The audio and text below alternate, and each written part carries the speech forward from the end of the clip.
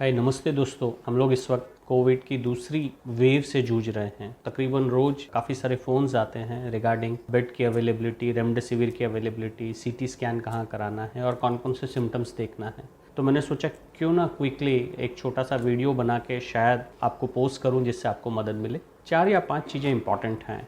हम पहली वेव को देखें और इस वेव को देखें तो कुछ थोड़े से चेंजेस आए हैं। पहली वेव के अंदर अक्सर ये बोला जाता था कि हाई रिस्क ग्रुप 60 साल से ज़्यादा लोग हैं या ऐसे लोग हैं जो कोमॉर्बिड हैं, पर इस वक्त जो नई वेव है उसके अंदर ना सिर्फ बुजुर्ग लोग पर यंग एडल्ट्स भी काफ़ी इफ़ेक्ट हो रहे हैं। तो कुछ इंपॉर्टेंट चीज़ ध्यान रखने जैसी हैं। एक, यदि इस वक्त जब कोविड की महामारी सेकेंड वेव चल रही है उस वक्त यदि किसी को फीवर आ रहा है या सोर थ्रोट है या खांसी है या इवन डायरिया है तो इसको लाइटली ना लें।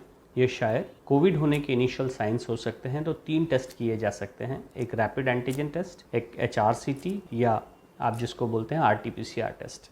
पर CT स्कैन के अंदर चेंजेस आने में कम से कम 5 दिन लगते हैं। तो CT स्कैन की असली वैल्यू या असली इंपॉर्टेंस तो 3 से 4 दिन बाद सिम्टम्स आने के बाद होती है। पर अर्लीस्ट आप RT-PCR करा सकते हैं या रैपिड एंटीजन टेस्ट करा सकते हैं। रैपिड एंटीजन टेस्ट यदि पॉजिटिव है तो आप सही में कोविड को पॉजिटिव हैं, पर रैपिड एंटीजन टेस्ट यदि नेगेटिव है तो उसका मतलब ये नहीं है कि आपको कोविड नहीं है, क्योंकि आपको फिर कंफर्म कराने के लिए RT-PCR कराना पड़ेगा। यदि आप RT-PCR कराते हैं तो RT-PCR के रिपोर्ट में 2 चीज़ का महत्व है। एक, आप पॉजिटिव हैं या आप नेगेटिव हैं। यदि आप पॉजिटिव हैं तो आपको एक वैल्यू ज़रूर देखनी होगी और उस वैल्यू को बोलते हैं CT वैल्यू। ये साइकिल थ्रेशोल्ड वैल्यू होती है। यदि साइकिल थ्रेशोल्ड वैल्यू कम है इसका मतलब आपके अंदर वायरल लोड ज़्यादा है।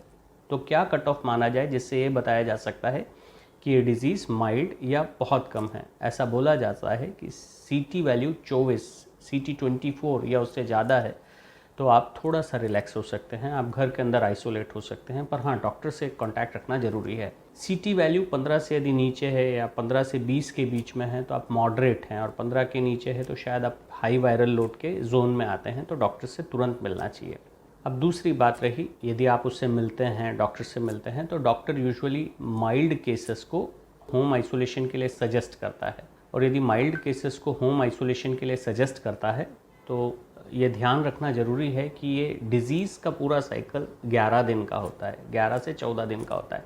पहले 5 दिन के अंदर वायरस काफ़ी तेज़ी से रिप्लिकेट करता है या मल्टीप्लाई करता है, और जब वायरल काफ़ी तेज़ी से मल्टीप्लाई करता है तो आपको फीवर होगा, आपको कॉफ होगा, और इस दरमियान या तो आप एंटीवायरल ड्रग स्टार्ट कर सकते हैं, जैसे फैबीफ्लू डॉक्टर आपको प्रिस्क्राइब कर सकता है, एजिथ्राल जो सरकारी प्रोटोकॉल के हिसाब से एक ड्रग है, आपको लिम्सी या विटामिन C और साथ में विटामिन D3 6000 इंटरनेशनल यूनिट हफ्ते में एक बार 4 हफ्ते तक लेना है। आपको ये याद रखना है कि यदि आपको माइल्ड कोविड है और आपको मिनिमम फीवर है, मैं आपको बता देता हूँ कि मॉडरेट या सीवियर या कौन से ऐसे रिस्क हैं जो आपको तुरंत से ट्रिगर बटन या पैनिक बटन पुश करने के लिए पर्याप्त हैं। एक, यदि आपका ऑक्सीजन सैचुरेशन लेवल 90 से कम आने लग जाए, या दूसरा आपका टेम्परेचर कंटिन्यूस 101 या 102 के बाहर जाना शुरू करे, या ये दोनों हों तो आपको पैनिक बटन तुरंत पुश कर देना चाहिए। इस वक्त आपको हॉस्पिटलाइजेशन की ज़रूरत हो सकती है, पर ये सिर्फ डॉक्टरी सलाह के लिए।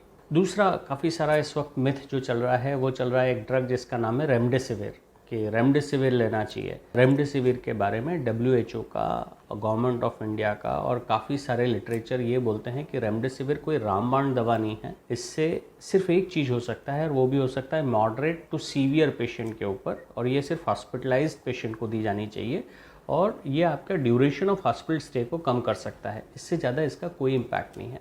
तीसरी इंपॉर्टेंट चीज़ है जिसके पीछे लोग इस वक्त क्रेजी हैं और काफ़ी सारी न्यूज़ बनती है, वो बनती है टोसिलिजुमैब के लिए। मैं आपको बता रहा था कि पहले 5 से 6 दिन तक वायरल साइकिल होती है, और वायरल साइकिल के बाद जो साइकिल होती है उसको बोलते हैं इम्यून साइकिल। जब आपकी शरीर लड़ना शुरू करता है इस वायरस के अगेंस्ट में, उस वक्त आपकी बॉडी का एक मार्कर होता है जिसको बोलते हैं इंटरल्यूकिन, साइटोकाइनिन स्टॉर्म, यदि आपने सुना हो तो इंटरल्यूकिन 6 नॉर्मली 5 से कम हो तो माइल्ड बोलते हैं, पर तकरीबन 7-8 गुना ज़्यादा हो जाए, what I really want to say is कि 35-40 से ज़्यादा इंटरल्यूकिन हो तो फिर इसको साइटोकाइनिन स्टॉर्म बोलते हैं। प्लीज़ याद रखिएगा कि 5वें-6ठे दिन के अंदर डॉक्टर्स अक्सर आपको प्रिस्क्राइब करते हैं, और वो प्रिस्क्राइब करते हैं एक टेस्ट जिसको बोलते हैं इंटरल्यूकिन 6। इसके अलावा पहले दिन जो आपको टेस्ट करवा लेने चाहिए उसमें से एक है complete blood count, C reactive protein, serum ferritin और D डाइमर। ये 4 टेस्ट आपको करा के रख लेने चाहिए और 5वें 6ठे दिन के बाद आपको HRCT करवाना होगा और वो करवाना होगा 6ठे 7वें दिन के लगभग इंटरल्यूकिन 6 या आप 8वें दिन तक भी जा सकते हैं। कुल मिला के ये कोविड की पूरी साइकिल 11 से 14 दिन की होती है और 11वें दिन के बाद वायरस का संपूर्ण नाश हो जाता है। वो जो पेशेंट है ऑलमोस्ट नॉन इन्फेक्टिव हो जाता है। तो यदि आप 11, 12, 13, 14 दिन के बाद आपको 48 घंटे या उससे ज़्यादा तक कोई फीवर या कुछ सिम्टम्स नहीं आए हैं तो आपको निगेटिव मान लिया जा सकता है, क्योंकि उस वक्त यदि आप RT-PCR टेस्ट कराएंगे तो डेड वायरस भी RT-PCR पॉजिटिव देता है। तो ये जानना जरूरी है कि परेशान होने की आवश्यकता नहीं है। यदि आप माइल्ड और मॉडरेट केस हैं तो डॉक्टर की सलाह लीजिए और यदि डॉक्टर आपको हॉस्पिटल में एडमिशन लेने की बात करें तो हॉस्पिटलाइज होइए। अदरवाइज सरकारी प्रोटोकॉल के अनुसार इन लोगों को किसी भी तरीके की हॉस्पिटलाइजेशन की ज़रूरत नहीं है। हॉस्पिटलाइजेशन की ज़रूरत सिर्फ उन्हीं को है जिनका ऑक्सीजन सैचुरेशन लेवल 90 से कम हो रहा है या 101, 102 से लगातार टेम्परेचर बढ़ रहा है और वो पैरासीटामॉल या 650 मिलीग्राम पैरासीटामॉल खाने के बाद भी कम नहीं हो रहा है। 5वें 7वें दिन के बाद ये डिज़ीज़ मेनली मेंटल स्टेट को रिएक्ट करती है कि आप कितनी अच्छी तरीके से मेंटली उस केस को हैंडल कर रहे हैं। विश्वास मानिए 100 लोगों को यदि कोविड होता है तो उसमें से 85 लोग पूरी तरीके से बाहर आ जाते हैं। ये एक नॉर्मल वायरल डिजीज़ की तरह होता है। इसमें से 85% से ज़्यादा लोग सकुशल वापस आ जाते हैं, घर पे रह के वापस आ जाते हैं, मिनिमम ड्रग से वापस आ जाते हैं। 10% लोग ऐसे होते हैं कि शायद उन्हें ऑक्सीजन की ज़रूरत पड़ सकती है, शायद, I am using the word perhaps, और यदि एक अच्छी डॉक्टरी सलाह यदि ली जाए तो इसकी भी शायद ज़रूरत ना पड़े। तो 3 से 5% लोग ऐसे होते हैं जिनको ऑक्सीजन की रिक्वायरमेंट हो सकती है और क्रिटिकल आउटकम की तरफ जा सकते हैं। तो मेरा आपसे निवेदन है